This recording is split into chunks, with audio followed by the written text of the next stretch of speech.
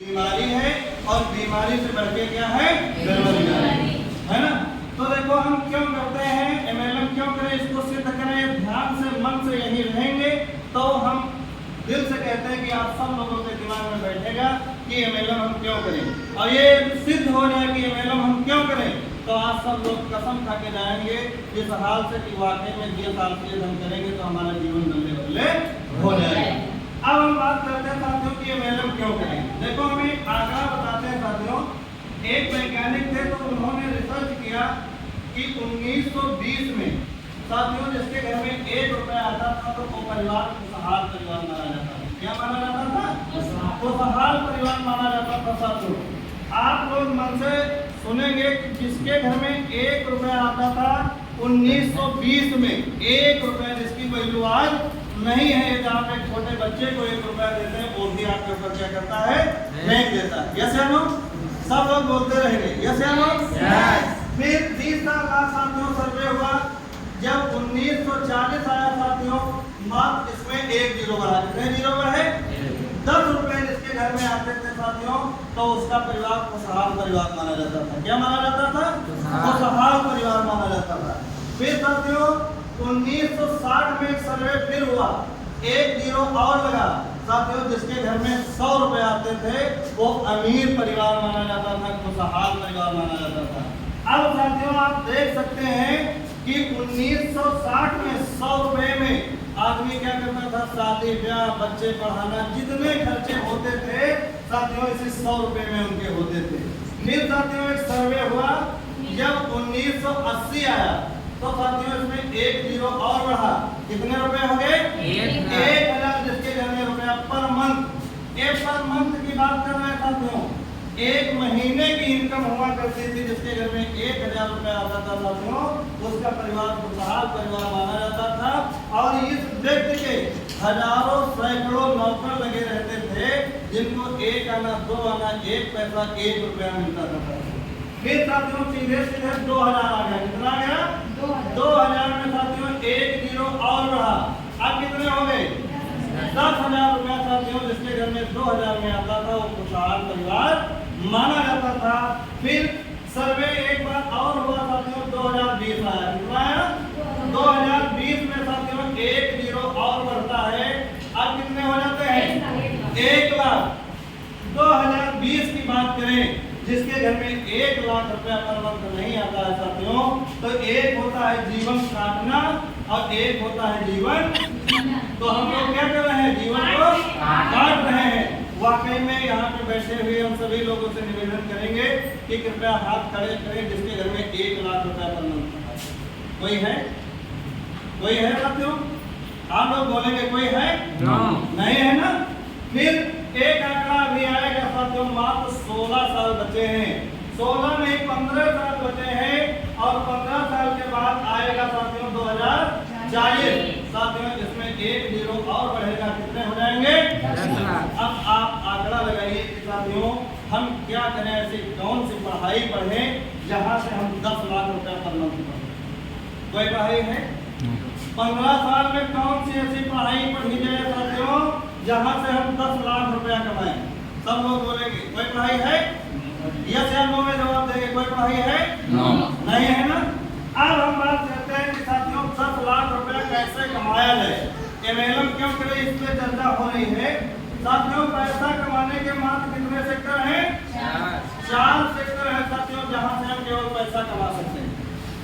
फिर हम सिद्ध करेंगे कि एमएलएम हम क्यों करते हैं, और जरूरत की बात करें हमने बता दिया है कि जो इंसान 2020 में 1 लाख रुपया पर मंथ नहीं कमा पाया तो आज दुनिया में कोई पढ़ाई कोई रोजगार ऐसा नहीं बना जो 15 साल के बाद वो इंसान 10 लाख रुपया पर मंथ कमा सके। यस या नो? अब बात करते हैं साथियों 4 सेक्टर है जहाँ से केवल हम पैसा कमा सकते हैं, और चारों सेक्टर में हम अपने आप को रखेंगे, देखते हैं कि यहाँ से हम पैसा कमा सकते हैं या नहीं कमा सकते हैं। साथियों हर एक माता पिता के सपने रहते हैं, हर एक गार्जियन के ही सपने रहते हैं कि हमारा लड़का पढ़ लिख के क्या बन जाए? नौकर बन जाए। क्या बन जाए? नौकर बन जाए। और साथियों नौकरी 2 प्रकार की होती है, एक होती है सरकारी नौकरी और दूसरी होती है कोई तीसरी नौकरी है क्या? सब लोग बोलते रहे तीसरी नौकरी है क्या? नौकरी करना है तो साथियों या प्राइवेट। अब हम बात करते हैं साथियों की सरकारी नौकरी से क्या होता है और प्राइवेट नौकरी से क्या होता है। देख लीजिए साथियों, यदि सरकारी नौकरी निकलती है एक, तो फार्म पड़ जाते हैं साथियों 1 लाख। कितने पड़ जाते हैं? 1 लाख फार्म पड़ते हैं एक नौकरी के ऊपर। यस या नो? लेकिन नौकरी सरकार किसी एक को देगी कि नहीं देगी? लग पाई यदि एक नौकरी हम पा भी जाते हैं, सरकारी नौकरी यदि हमको मिल भी जाती है, तो साथियों सरकारी नौकरी ज्यादा से ज्यादा 30,000 रुपए से स्टार्ट होगी। कितने से होगी? 30,000 रुपए से स्टार्ट होगी साथियों।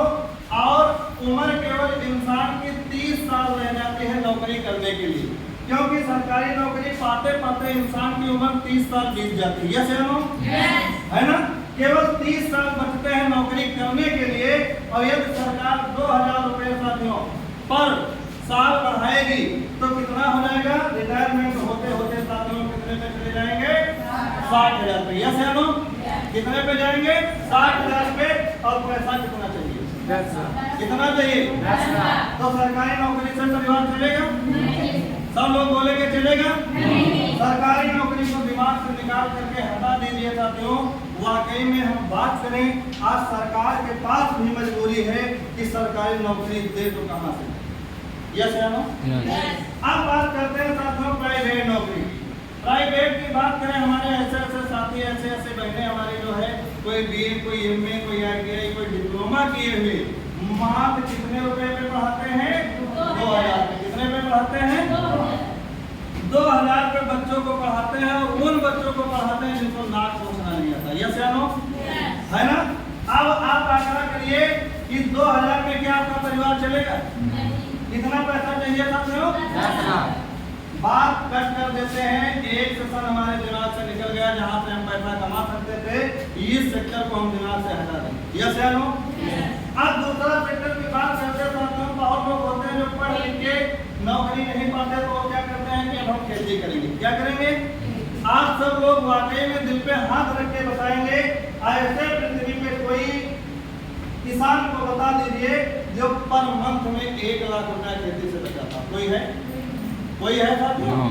खेती की बात करें तो खेती इसलिए बची है साथियों कि इसको हम बेचे ना, इस खेती से केवल कर खा लें और अपने बच्चे को वही संपत्ति सौंप करके चले जाएं। केवल खेती इसीलिए बची। यस या नो? तो खेती से साथियों हम खेती को कट करते हैं। खेती से हम 1 लाख रुपया या 10 लाख रुपया पर मंथ नहीं कमा सकते। यस या नो? सब लोग बोलेंगे यस या नो? 2 सेक्टर खत्म हो गए। तीसरा सेक्टर आता है साथियों बिजनेस। क्या आता है? बिजनेस। बिजनेस से साथियों हम 10 लाख नहीं 10 करोड़ रुपया भी कमा सकते हैं। यस या नो? कमा सकते हैं। वाकई में बिजनेस से हम करोड़ों रुपया कमा सकते हैं, लेकिन बिजनेस करने के लिए साथियों कुछ शर्तें होती हैं। वो शर्तें में हम फेल हो जाते हैं, इसीलिए हम बिजनेस से भी 50,000 रुपया महीना भी नहीं कमा सकते हैं। क्योंकि 10 लाख रुपया कमाने के लिए साथियों आपके पास 1 करोड़ रुपया होना चाहिए। कितना रुपया होना चाहिए? 1 करोड़। क्योंकि बिजनेस करने के लिए पूंजी लगती है। क्या लगती है? पैसा लगता है। और यदि साथियों 1 करोड़ रुपया हमारे पास होता तो आज हमारे पुरखे अमीर होते और हमारे चांद पे भी लिखा होता कि हम अमीरों के बेटे हैं। यस या नो? वाकई में सच है कि नहीं है? ये 1 करोड़ रुपया नहीं है। फिर यदि 1 रुपया है भी बिजनेस करने के लिए, तो वाकई में बिजनेस चले या न चले इसकी कोई गारंटी नहीं। यदि आप खोल लीजिए, मनोज भैया दुकान आप खोल लीजिए और दुकान खोल करके वकील साहब बैठ जाइए, तो उसकी कोई गारंटी नहीं दुकान चले या न चले। यस या नो? सही बात है कि नहीं? फिर तीसरा चीज अनुभव। यदि अनुभव नहीं है तो साथियों बिजनेस आपका नहीं चल सकता। यस या नो? सब लोग बोलेंगे यस या नो? बिना अनुभव के बिजनेस साथियों नहीं चल सकता। मैं दावे के साथ कह सकता हूँ।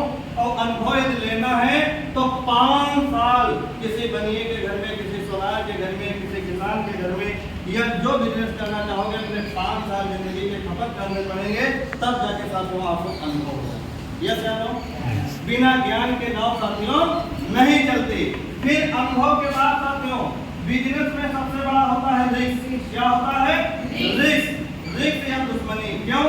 ये मान लीजिए कि जितेंद्र भैया 1 लाख रुपया लगा करके खाद की दुकान खोल लेते हैं और दुकान